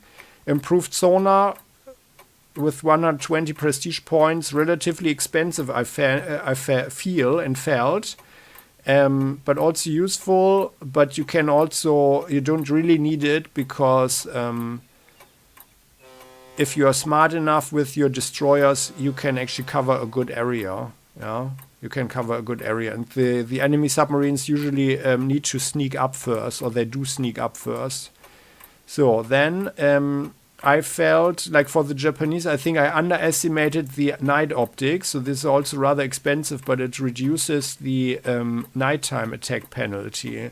And then in addition to the Night Hunter, which are also kind of neglected, that's actually not bad for the attack. So, and then the Japanese also looted some more stuff. I felt that this was actually a nice additional thing. So the United States never looted anything. And this is also possibly more interesting for German campaigns in other games. So, for example, with Strategic Mind Blitzkrieg, where the German Wehrmacht was known to really loot a lot and implement enemy equipment and enemy weapons into their own ranks, simply because they didn't have so much stuff for themselves. So they stole all the French vehicles, for example. And let's look here. So this also this is like a flamethrower, right? Yeah, we don't need to talk about that, but the Sapper Squad, that is the thing. So this was the big discussion. Is the Sapper Squad really worth it and good? I feel yes, because it's with 30 prestige points. You can have it on every unit. Yeah. Tanks, anti-tanks, recon, even artillery could have it in principle, and most importantly, the infantry can also have it. And the thing with the Sapper Squad is, like, for this little prestige, you get 2 defense points, and the guys can see mines within spotting range, and they have an attached Sapper Squad that can demine these mines according to their strength, the unit strength. Yeah. And I found that this is an extremely good value, because mines can really slow you down. And for the Japanese, I had them on every unit, and for the United States, after the discussion on nearly everyone, before the discussion on everyone. It is true that you don't necessarily need it on every unit. For some, it's more important to have other things. For example, for artillery, you definitely want additional ammunition, because they can use up their ammo. They only have 3 ammo. They can use up the ammo extremely quickly if there is a defensive shot, for example. Yeah. So if someone gets attacked, then they get a shot at the attacker once per turn. Yeah. Provides fire support versus ground units to allied forces within gun range. Yeah. Or within according ability like this defender up to 3 times even per turn. Yeah. So that's really good. With the Japanese, I underestimated counter battery, that the defense increase is really not bad if you want to shoot at other artilleries. I think I never did that with the Japanese so often, but with the Americans I did it because the Japanese had, of course, more entrenched and fortified islands. And this is also good to prevent losses for your artillery. Yeah, I underestimated that a bit. So this is also a good thing. But certainly the most important thing for them is more ammunition. And then I think I would always take the Separ squad, because then they can also drive around and demine areas. The most important unit, because it's also very flexible, is certainly the infantry, or rather the Marines. In the Japanese case, they are the Riku Sentai. So here the landing forces. This is already another model. So here we've got this is what they started with, the Riku Sentai, and then this here we can see there are, so to speak, 3 tech tiers. And they have also the highest selection of stuff. Yeah.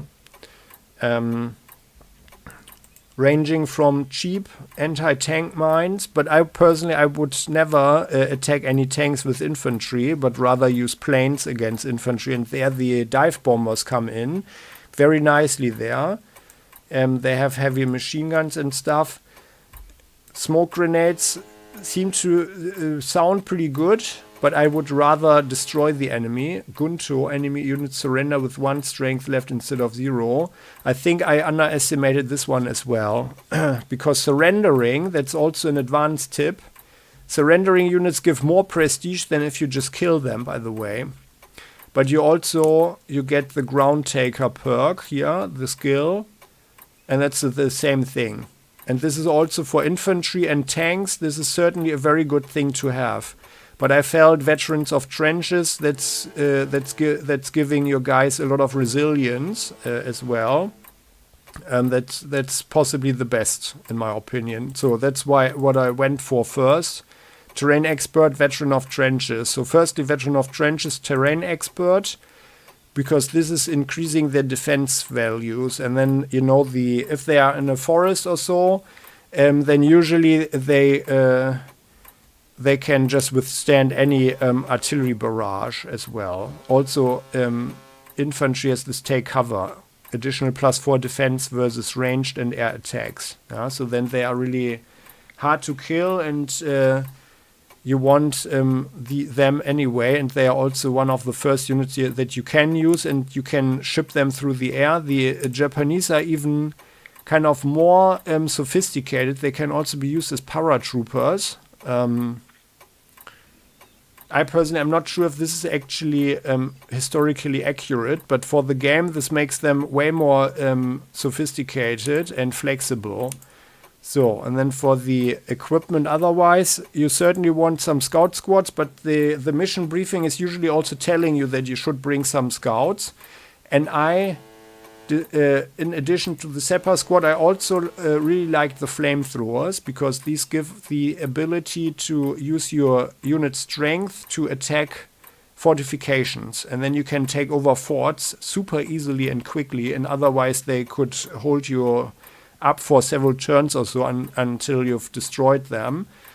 So this is like really good, I think, which is why my recommendation would be to have at least half of your units with the flamethrower equipped, everyone with the Separ squad, and then, to think about what you want.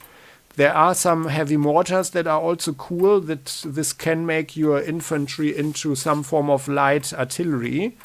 Then you have a range of 2 and can bombard people, and also reduce their entrenchment, but then I always thought, okay, but then I can also directly use artillery for that. Yeah, here the tracked artillery for this one, for example, the type Horo. As we can see, oh yeah, this was actually the latest one. Yeah, the 150 millimeter is the best towed artillery piece. Yeah, you don't want them to be attacked because they are sluggish. So they always have a huge disadvantage when being attacked by ground units. And I felt that the scouts are also super useful because the scouts, as well as the marine equipment with the scout squad, have the ability to interrogate someone. When an enemy surrenders, you always gather intelligence data. And then in a certain range around the unit, I think it's actually even rather wide, so like something like 5 tiles or so, you get information on the units. And that's really valuable because here with the camouflage, here we can see the rule. Unit is unseen. You cannot see it. You cannot see it. Then it's this question mark. No, then you don't know that it is there at all. Unit is spotted. One can see its silhouette, but no details. Then it's the question mark. Unit is identified. Then you know what kind it is. What kind it is. So, for example, it's infantry, but you don't know its strength. So the strength points are just little question marks. Or the unit is fully identified. So, and if the unit is spotted, it gains more defense. So the more information you have, the better you attack. Yeah, that's what it comes down to.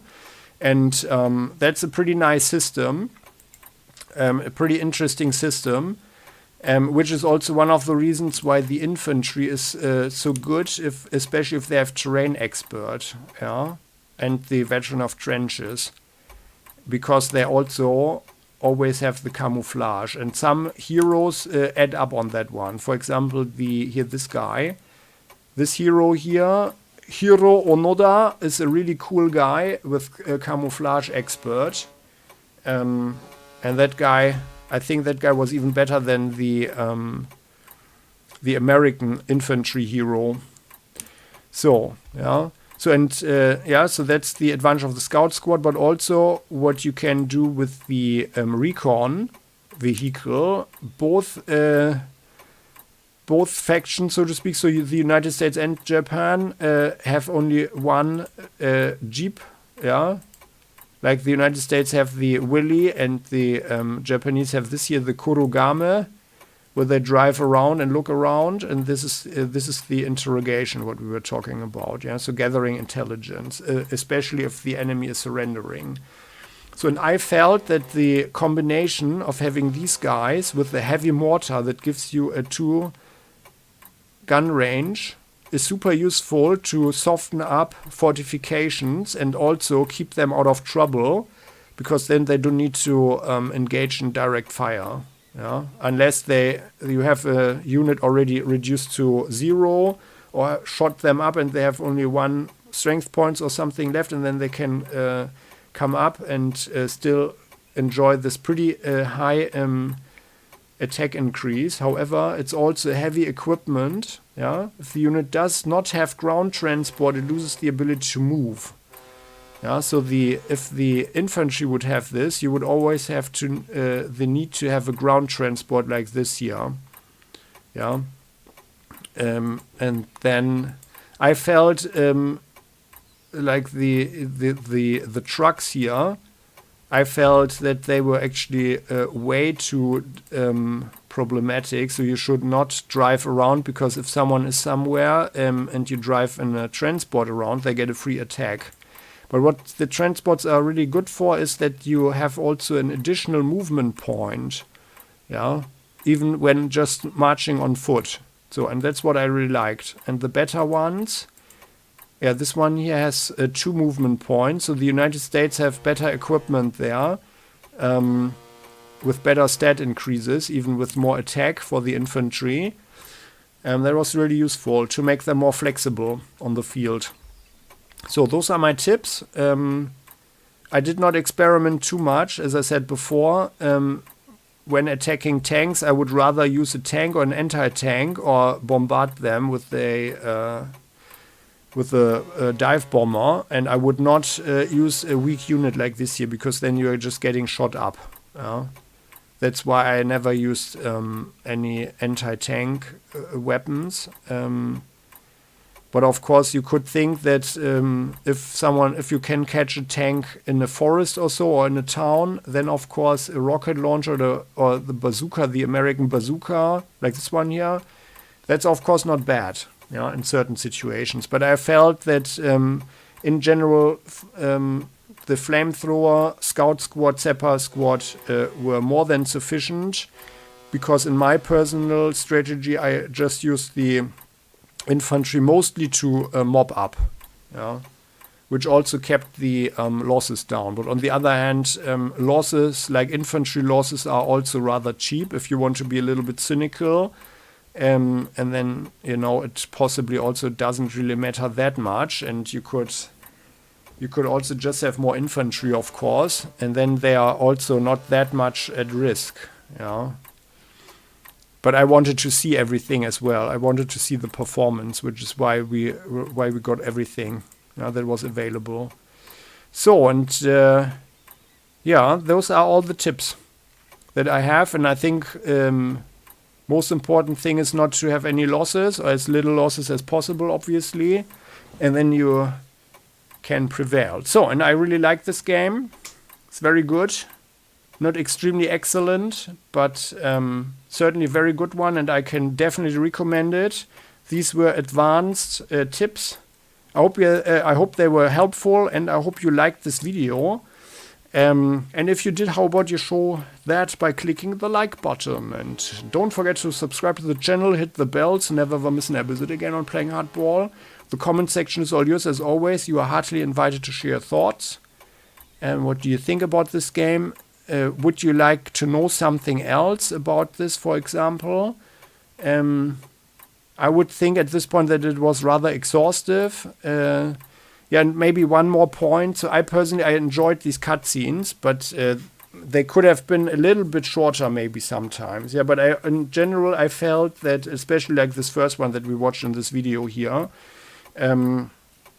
but I do feel that they managed nicely to create the whole atmosphere, and also rather quickly presented the dilemmata, the dilemmas, that the Japanese and also the United States faced. So, and I think they did a pretty nice job there, and a much better job than, for example, Panzer Corps Gold that we are also playing. At presenting also the political situation. I mean, not all players will be interested in that, but those can just click it away.